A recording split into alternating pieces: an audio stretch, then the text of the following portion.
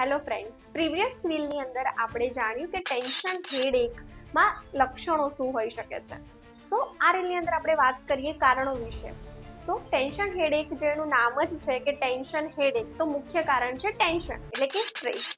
બીજું છે કે પૂરતા પ્રમાણમાં ઊંઘ પૂરી ના થવાના લીધે થઈ શકે છે. ટાઈમસર જમ્યા ના હોય એના લીધે પણ થઈ શકે છે. બહુ લાંબા ટાઈમ સુધી એક જ પોસ્ચરની અંદર કામ કરવાથી પણ થઈ શકે છે. અને લાંબો ટાઈમ સુધી તમે મોબાઈલ, ટીવી કે કોમ્પ્યુટરની સ્ક્રીન ઉપર કામ કરતા હોવ તો પણ થઈ શકે છે. અને પૂરતા પ્રમાણમાં પાણી ના લેવાના લીધે પણ થઈ શકે છે. સો હવે આપણે વાત કરીશું કે આના ઉપાયો શું છે.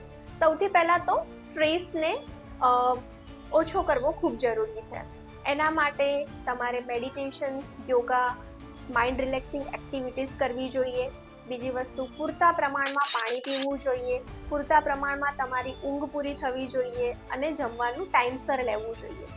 પોસ્ચરની અંદર લાંબો ટાઈમ સુધી બેસતા હોવ તો તમારે વચ્ચે વચ્ચે ઊભા થઈને સ્ટ્રેચિંગ અને એ એક્ટિવિટીઝ કરવી જોઈએ. અને મોબાઈલ અને કોમ્પ્યુટરમાં વચ્ચે વચ્ચે સ્ક્રીનમાં બ્રેક લેવો જોઈએ.